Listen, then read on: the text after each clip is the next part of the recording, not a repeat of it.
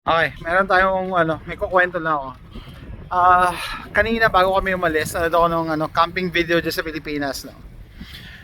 And merong sila Maki, yan sila Maki. May pinuntahan sila sa Zambales, no. It's very rare na may beach access sa Pilipinas. Ano ibig sabihin? Majority ng mga beachfront, beach properties, no, may private. So magbabayad ka ng entrance, gano'n. So, may pinuntahan sila libre kaso hindi mo madadala yung sasakyan mo. Okay, so itong coastline na share ko lang, no. Yan. Pagtapos nito doon sa end ng state park na property, free beach access na. Libre. Kaya lang dito kami nag picnic today kasi meron akong pass, annual pass. And hindi ka na magdadala. Pag free yung lugar, syempre walang tubig. And walang restroom. Yun ang restroom, dalawa. Isang doon and isa doon. Nasa gitna ka kami. Tapos ito may power outlet. Yan, may saksakan doon, oh, yun, oh, saksakan. Saksakan ng ganda. Yan. Yan, pwede. Both sides, dito rin. Okay? So libre yan. Libre. Okay? Pakita ko lang. Yan. Pwede. Okay? Itong size na ng picnic area. Pavilion na ang tawag dito eh. 3 table on each side. Sakop namin yan. O, dyan nakatali yung mga dogos. Bakit? Okay? So dito, sa Island State Park, ang babayaran mo lang yung entrance. Which, pag day trip, no? Day trip ka lang, magpipicnic ka lang. O by the na lumabas na, no? Okay.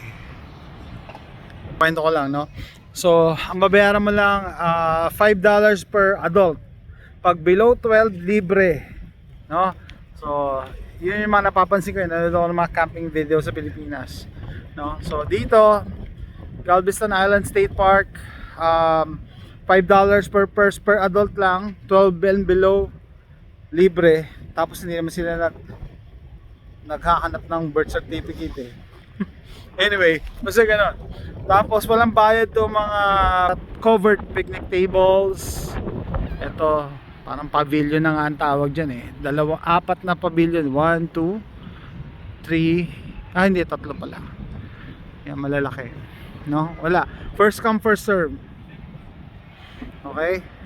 So, kada picnic area, covered picnic area, may mga ihawan.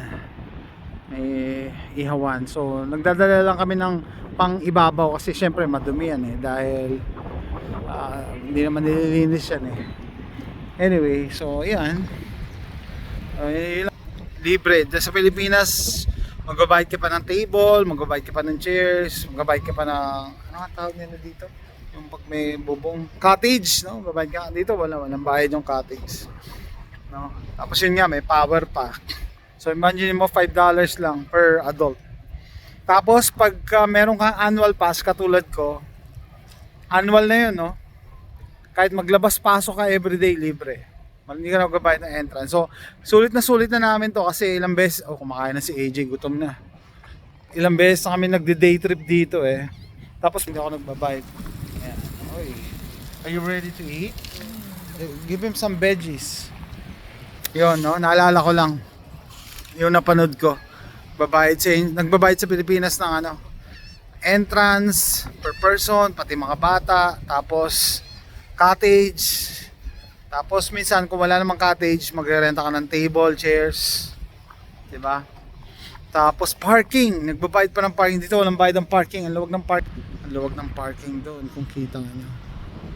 Okay, walang bayad ng parking. Pati restroom, no? So, baka sabihin, kasi ano yan eh, government. Yeah, government. Pero yung mga private, kasi nagka-camping din kami sa hip camp, ginagamit ko mga private campsites yun eh. Mas mataas lang ng konti, usually mga $20 per person, ganon. Overnight camping na yun, 20 to 30. No, yun lang. Pero may mga mas mahal pa rin. Pero yun lang, advantage dito, mura pagka yung mga gantong outdoor activities. Imagine nyo, walang bayad tong pavilion, may power pa. So dati nagdadala ako ng sounds pero Depende sa mood. Minsan kasi gusto mo lang na ano peace and quiet nga eh. Minsan, isa pa pala sa napanood ko kanina, no? Uso-uso sa atin yung karaoke. Basta may beach, may karaoke, may inuman. Well, kanya-kanyang ano naman yun. Pero syempre, ako gusto ko tahimik eh. Ayan, veggies. Ayan. Maapoy to. Usok. Ay, Maapoy. Sisig. Talo pa yung sisig eh. Hindi rin ako nagdala ng alak. Soda lang. Sabi ko nga, depende sa mood eh. Parang na claustrophobic ako this week. Sabi ko, kailangan ko na mapunta sa beach or somewhere. Kasi tapos gloomy pa yung weather dun sa area namin. Uulan lang ng konti, tapos madilim. Hindi naman tumutuloy talaga. Dito, and tatawag na golden hour. Golden hour. Okay. So dito yung day trip. Ayan, pinakita ko day trip, no? Doon naman yung mga campsites, camping areas. Ayan. Dami dyan. Ayan, pinapasyal ko lang kayo dito sa Galveston Island State Park. And kinukwento ko lang kung ano yung pinagkaiba, no? Pinagkaiba sa Pilipinas. Not for any other reason, just for learning purposes. Ibig sabihin, kahit wala kayo dito, alam nyo, ganun pala doon. Ganun pala. At least, tama yung natututunan nyo. Ibig sabihin, hindi yung sabi-sabi. Pinapakita ko talaga, ito, ganito yan. Ang laki-laki, pavilion, walang bayad. So, what else? So, dito yung So, dito yung picnic area, picnic. Tapos doon, may changing area, tsaka rinse area. Doon, rinse area, yan yung gray. Tapos lakad ka lang ng konti, tubig na. So it's up to you kung magse-set up ka doon ng canopy mo para may lilim ka. Hindi na ako nagdala kasi hapon na kami dumating. Sabi ko hindi naman mainit. Chair lang ang dinala namin doon, tapos para mapaliguan tong mga dogos. Say hi. Lakas ng hangin, no? Okay guys, so greetings from Galveston Island State Park, and shout out sa mga viewers natin, mga kaibigan natin yung support sa channel. And the other day naisip ko yung mga kaibigan natin na palagi nagko-comment, and then sabi ko recently hindi ko nakikita. So kukumustahin ko sana. Hanapin ko na lang sila privately, and yung isa nga yung kaibigan natin nag-message na. So next time na lang ulit. Bye. Ganda ng lugar. Yung katabi namin kanina nag-RC, sabi ko. Hindi RC Cola, remote control na kotse. Sabi ko kay AJ, remind me next time na dalhin ko yung RC ko para makapaglaro. Maganda pala mag-RC dito. Open.